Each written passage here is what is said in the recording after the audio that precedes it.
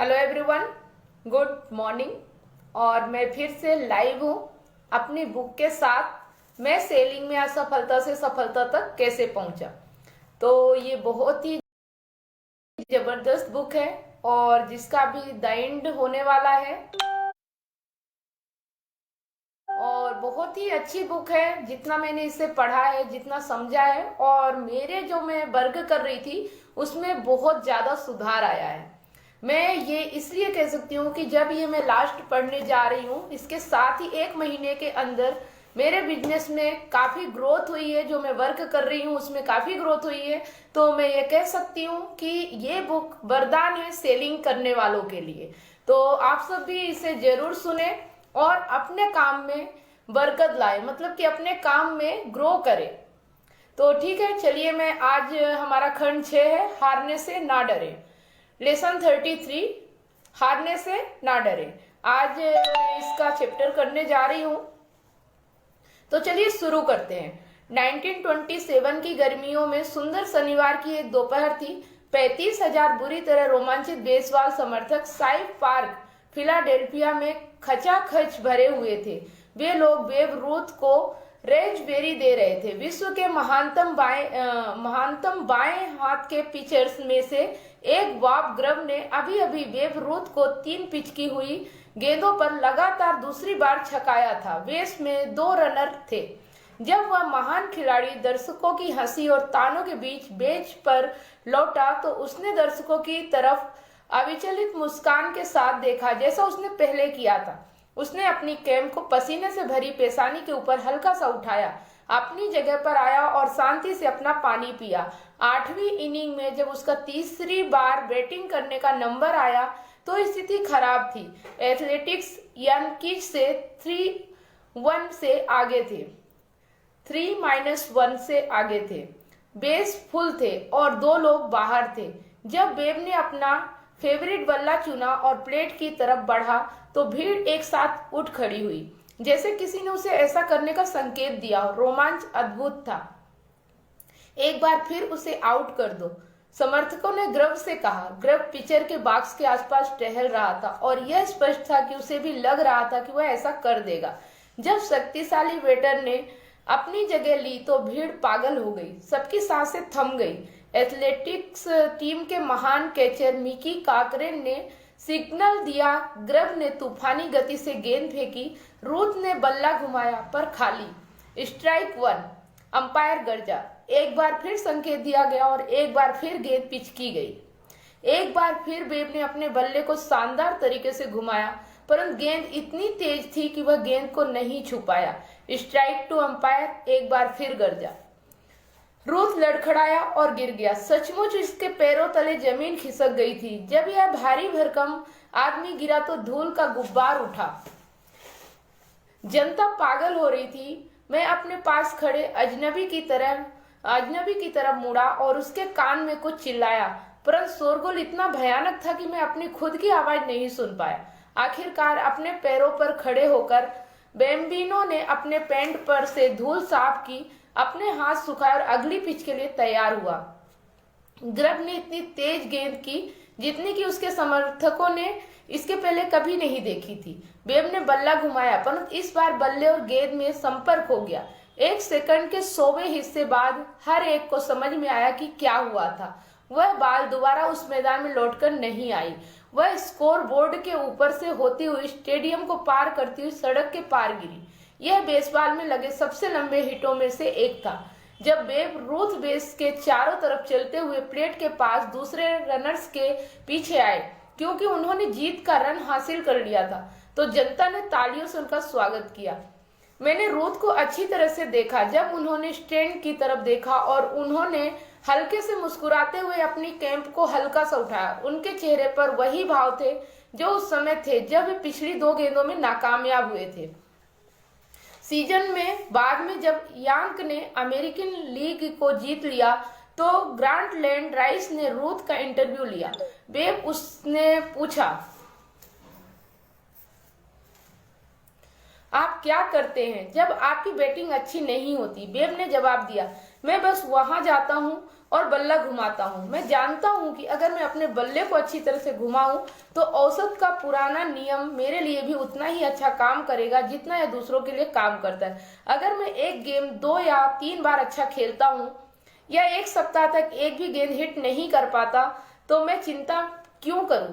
Pictures को चिंता करने दे, क्योंकि इन्हीं लोगों को बाद में परिणाम भुगतने हैं। औसत के नियम में इस अडिग आस्था ने बेब रूथ को यह शक्ति दी कि वे अपने बुरे फॉर्म और असफलताओं को मुस्कुरा कर सहन करें। इसी आसान फिलॉसफी ने उन्हें बेसबॉल का महानतम स्लगर बनाने में बहुत अधिक योगदान दिया।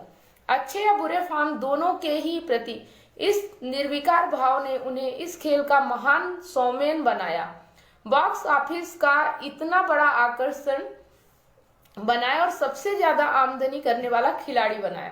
ऐसा क्यों है कि जब हम खेल या बिजनेस में सबसे सफल आदमियों के बारे में पढ़ते हैं तो हमें उनकी असफलताओं के बारे में शायद ही कभी बताया जाता है। उदाहरण के लिए हम अमर बेब रूथ के इस अद्भुत रिकॉर्ड को पढ़ते हैं कि उन्होंने 851 होम रन बनाए जो किसी और ने नहीं बनाए, परंतु उनका विश्व का एक और इतना ही अद्भुत रिकॉर्ड सावधानी से दफना दिया गया और उसका कभी जिक्र तक नहीं किया गया। इतिहास में किसी और खिलाड़ी ने ज्यादा बॉल मिस करने का रिकॉर्ड वे 1300 बार असफल हुए। 1300 बार उन्हें अपमान झेलना पड़ा। जब जनता के तानों और हंसी के बीच वे पेविलियन में वापस लौटे, परंतु उन्होंने कभी भी असफलता के भय को यह अनुमति नहीं दी कि वह उन्हें अपने प्रयासों से धीमा या कमजोर बना दे।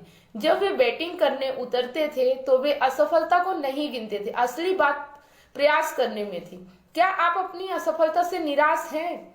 सुनिए, आपका औसत दूसरे लोगों की तरह ही अच्छा होगा। अगर आपको अपना नाम सफल लोगों की सूची में नहीं मिलता तो आप अपनी असफलताओं को दोष ना दें, अपने रिकॉर्ड की जांच करें। आपको शायद यह पता चले कि असली कारण प्रयास की कमी है।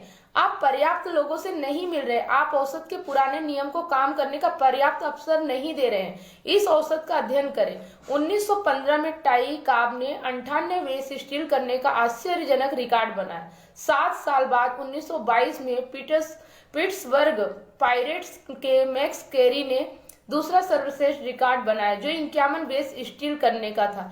क्या इसका मतलब यह है कि काब कैरी की तुलना में दुगना अच्छा था जो उसका करीबी प्रतिद्वंदी था? मैं आपको ही यह फैसला करने देता हूं। तथ्य है प्रयास काब कैरी प्रयास मतलब कि 134 में 53, असफल हुए 38 और कैरी की 2, सफल हुए 96 और कैरी की 51, औसत 71% और 96%। हमें यह पता चलता है कि कैरी का औसत काब के औसत से बहुत अधिक था, परंतु काब ने कैरी से 81 बार अधिक कोशिश की थी। उसके 81 प्रयासों के कारण उसने 44 बेस अधिक स्टील किए। उसने यह एक सीजन में असफलता का खतरा अपने करीबी प्रतिद्वंदियों से 81 बार अधिक उठाया। काब का नाम इतिहास में महानतम बेस रनर के रूप में लिया जाता है। उन्हें आमतौर पर विश्व का महानतम खिलाड़ी भी कहा जाता है। टाई काब असफलता से नहीं डरे। क्या इससे उन्हें फायदा हुआ? टाई 18 साल तक अपने रिटायरमेंट में आराम से रहे और उन्होंने यह समझदारी का फैसला किया कि वे जीवन बीमा की बहुत बड़ी किस्त चुकाएंगे ताकि उनकी जायदाद के एग्जीक्यूटर्स के पास अंकल सैम को एस्टेट टैक्स चुकाने के लिए पर्याप्त कैश रहे। क्या आपको अपने आप में भरोसा है? अपने काम में भरोसा है? क्या आप असफलताओं और बाधाओं के लिए तैयार हैं?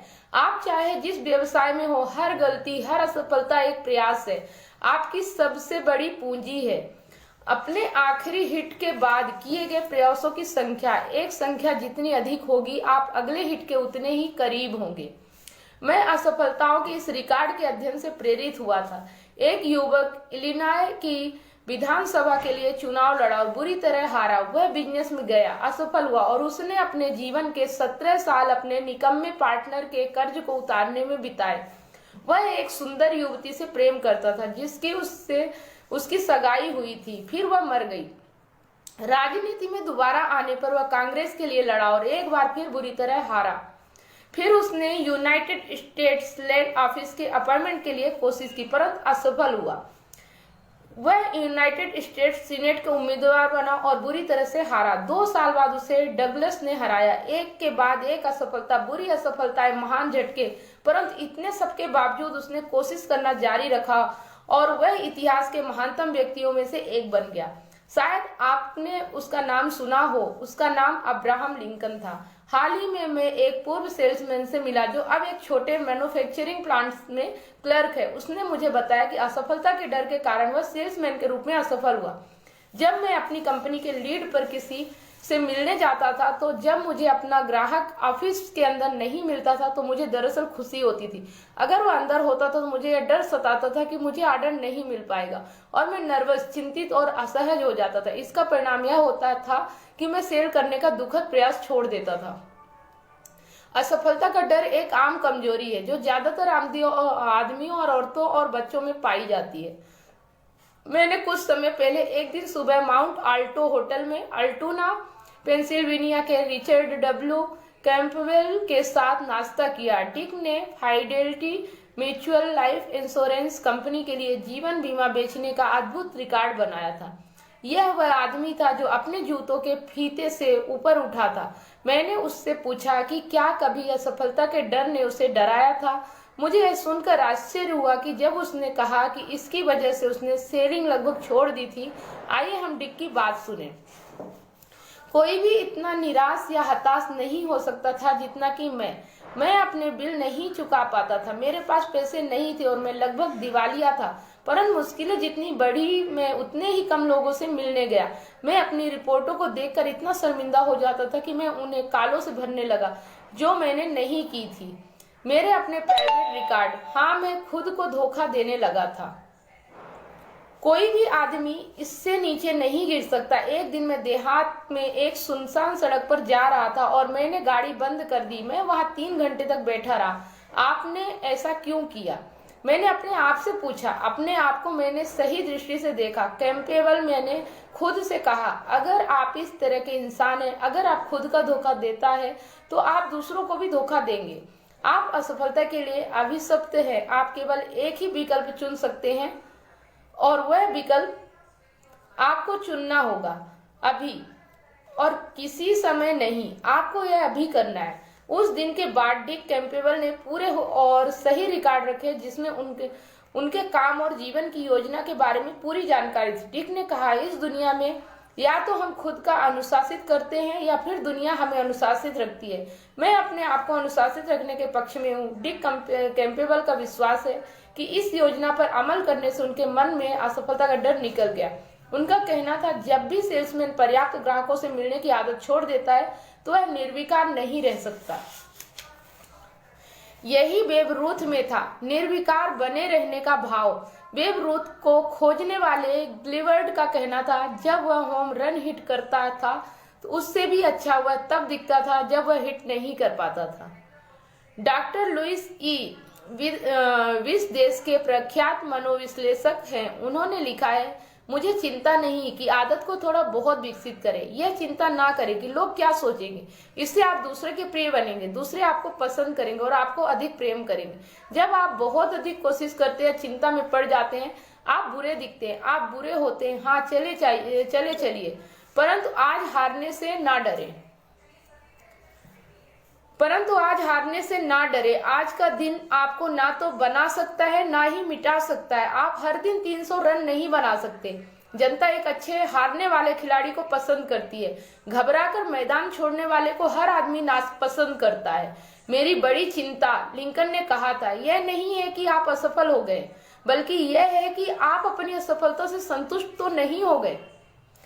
थॉमस एडिसन ने जब बल्ब का आविष्कार किया था तो उसके पहले वे 10,000 बार असफल हुए थे। एडिसन ने सोच लिया था कि हर असफलता उन्हें सफलता के ज्यादा करीब ला रही थी। अगर आप 9वीं इनिंग में बेसफुल होने पर एक होम रन हिट कर देते हैं तो कोई भी यह याद नहीं रखेगा कि आप शुरुआती इनिंग्स में रन नहीं बना पाए।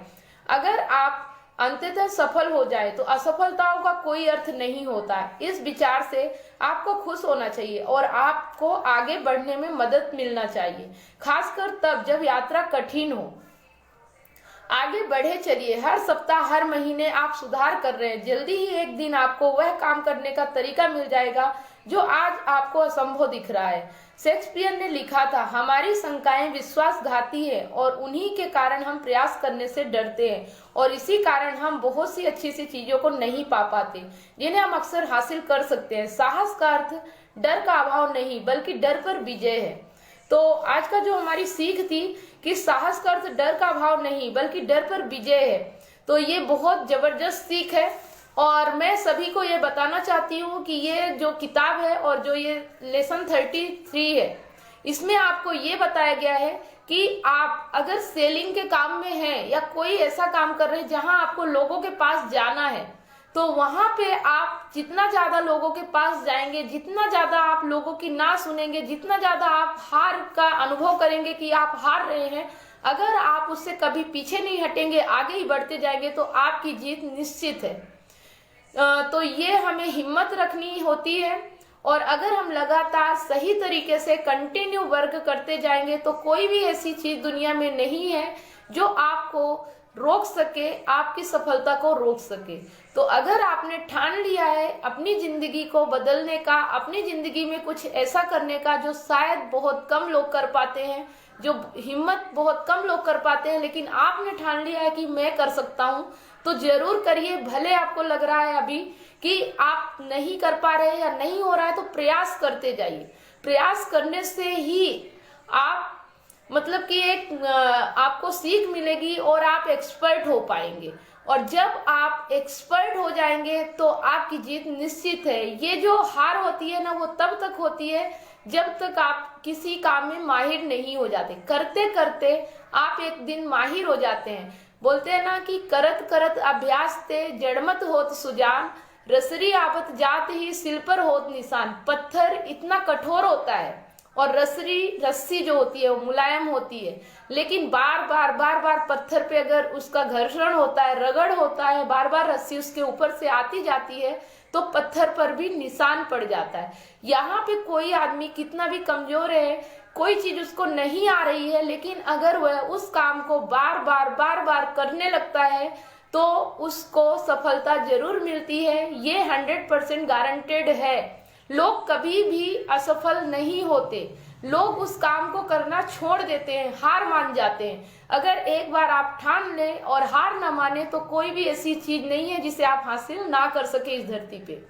जो इंसानों ने बनाई है, जिसको काम को किसी एक व्यक्ति ने किया है, वह काम हर इंसान कर सकता है अगर वह ठान ले और एक जिद पकड़ ले कि मुझे करना है, हर हाल में करना है। तो ठीक है, आज का हमारा लेसन लर्निंग बहुत ही अच्छी थी, जबरदस्त थी। और अब हम कल पढ़ेंगे लेसन 34, बेंजामिन फ्रैंकलिन का सफलता का रहस्य और इसने मेरे लिए क्या किया। तो कल फिर मिलिए 8:30 बजे।